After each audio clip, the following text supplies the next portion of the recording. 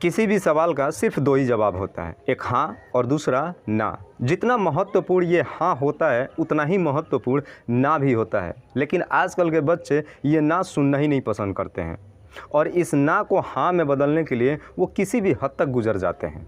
और आज की भी घटना में बिल्कुल कुछ ऐसे ही होता है। एक लड़का जब एक लड़की को प्रपोज करता है और बदले में जब वो लड़की उसे ना बोलती है तो वो लड़का इस ना शब्द को हाँ में बदलने के लिए उस लड़की के ऊपर गोली चला देता है। और जब ये खबरें सोशल मीडिया से लेकर अखबारों तक प्रेषित होता है तो हर कोई हैरान व परेशान हो जाता है और कहीं ना कहीं सोचने समझने पर मजबूर हो जाता है कि न जाने आजकल के जनरेशन कौन सी दिशा में जा रही है। लेकिन मैं भी इस वीडियो के माध्यम से उन तमाम लोगों से बता देना चाहता हूँ कि ना का मतलब सिर्फ़ और सिर्फ ना ही होता है। नमस्कार, आदाब, मैं हसमुद्दीन और आप देख रहे हैं सफ़र क्राइम तक। आज की जो सच्ची घटना मैं आपको सुनाने वाला हूं, दरअसल ये घटना है भारत की राजधानी दिल्ली, साउथ दिल्ली का एक इलाका पड़ता है संगम विहार। दरअसल ये घटना है 25 अगस्त 2022 के शाम के लगभग 3:30 से 4 बजे के करीब।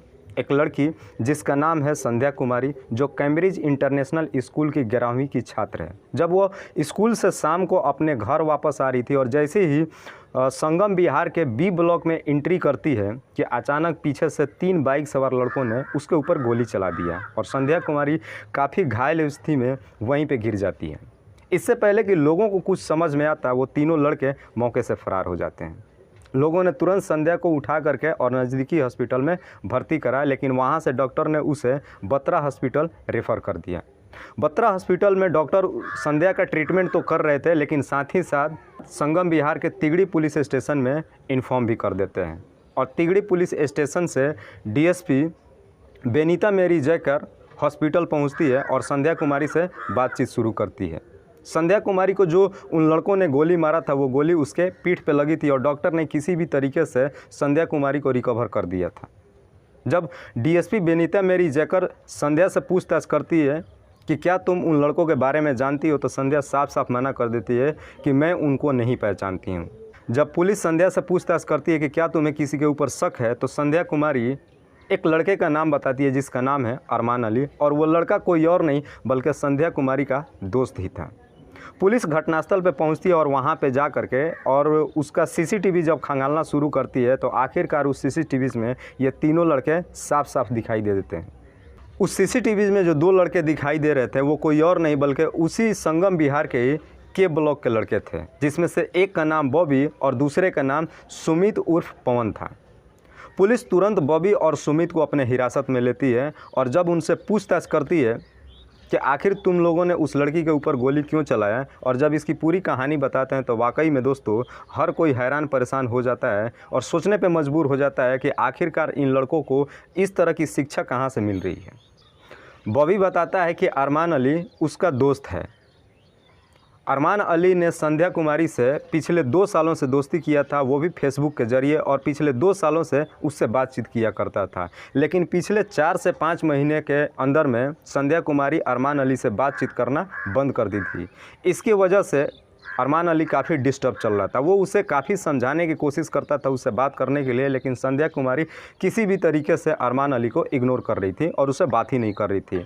जब अरमान अली को लगा कि अब संध्या कुमारी मुझसे बात नहीं करेगी, उसे शक हो जाता है कि शायद संध्या कुमारी का अब अफेयर किसी और के साथ चल रहा है, और इसके लिए वो संध्या कुमारी का फॉलो करना शुरू कर देता है। और पहले वो संध्या कुमारी से पूछताछ करना चाहता है कि आखिर वो उसे इग्नोर क्यों कर रही है, लेकिन संध्या कुमारी उससे बातचीत ही नहीं करना चाहती है।